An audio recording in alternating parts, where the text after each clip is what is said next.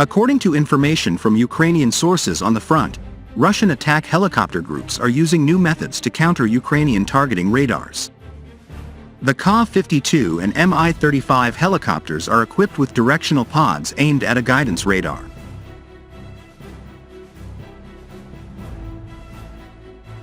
This information was officially published in the latest report of September 4th of this year by the Royal United Services Institute, RUSI. Authors Dr. Jack Watling and Nick Reynolds do an in-depth analysis entitled Stormbreak: Fighting Through Russian Defenses in Ukraine's 2023 Offensive.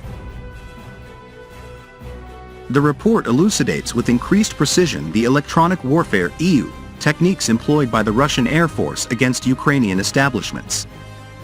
The Ukrainian military has observed a correlation between the lifting of GPS jamming within Russian formations and subsequent aviation assaults, signifying the necessity for meticulous navigation to synchronize these operations.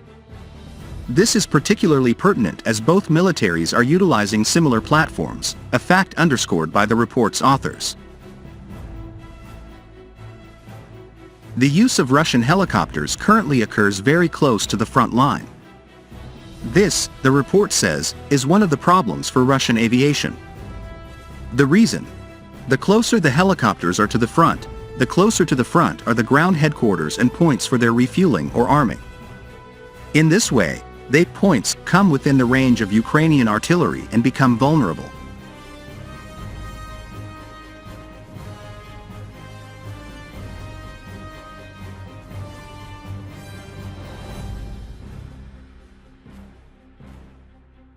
The directional pods used by Russian helicopters are capable of emitting jamming signals in specific directions, allowing them to selectively target enemy radars while minimizing the risk of interfering with friendly systems.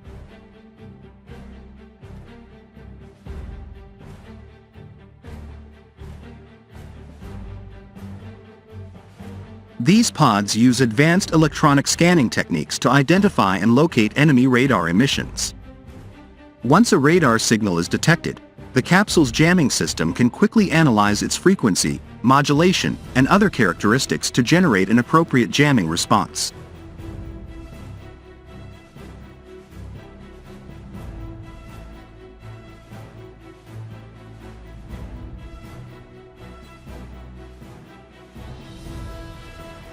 This targeted approach helps maximize jamming effectiveness while minimizing the chances of inadvertently disrupting friendly radar systems or communication channels. The basic principle of their operation is to overwhelm the radar receiver with a high-intensity signal, effectively rendering it unable to accurately detect and track targets. By emitting signals on the same frequency as enemy radar, the pods can create interference and confusion, making it difficult for the radar operator to distinguish true targets from false returns.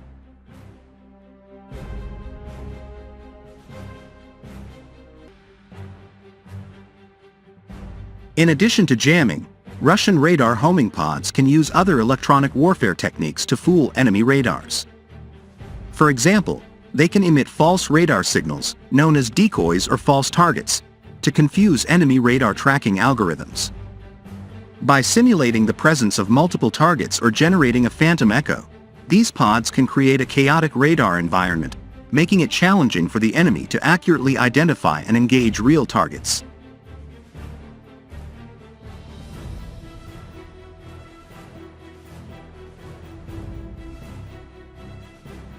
This deception capability adds another layer of complexity to enemy radar operations, further reducing their effectiveness and increasing the survivability of Russian helicopters.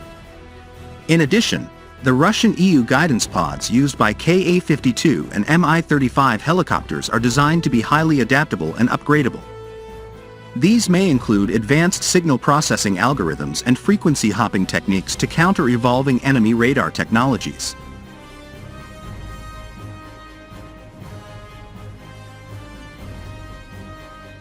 By continuously analyzing and adapting to enemy radar emissions, these pods can maintain their effectiveness even against sophisticated radar systems.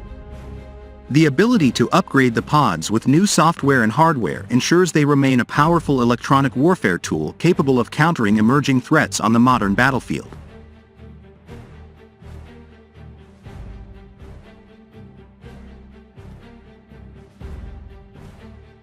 Although the Ukrainian armed forces have the geolocation of the Russian helicopters' refueling points and weapons, the Ukrainian side is having difficulties.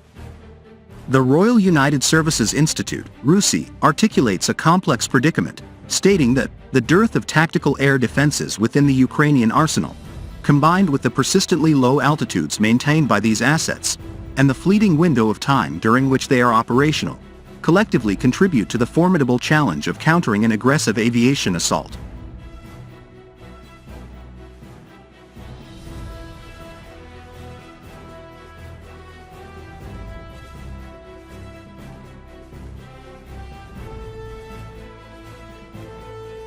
Ka-52 Combat Scout Attack Helicopter is designed for destruction of tanks, armored and non-armored vehicles, enemy's manpower and adversary helicopters in the front line or in tactical depth.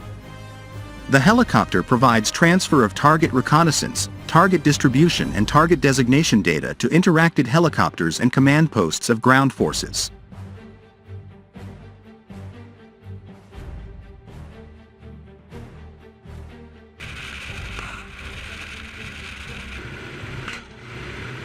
Ka-52 has a high combat survivability and combat power.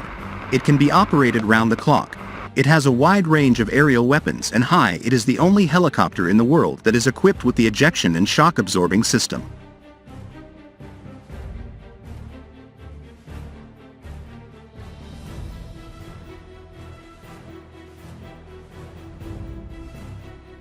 By the time of the Ukraine invasion, the Mi-28N and Ka-52N, both models boasting new radar and capable of day or night operations, had become the mainstay models. Under normal field conditions, Russian helicopter missions combined the Mi-28 and Ka-52 in order to play their respective strengths.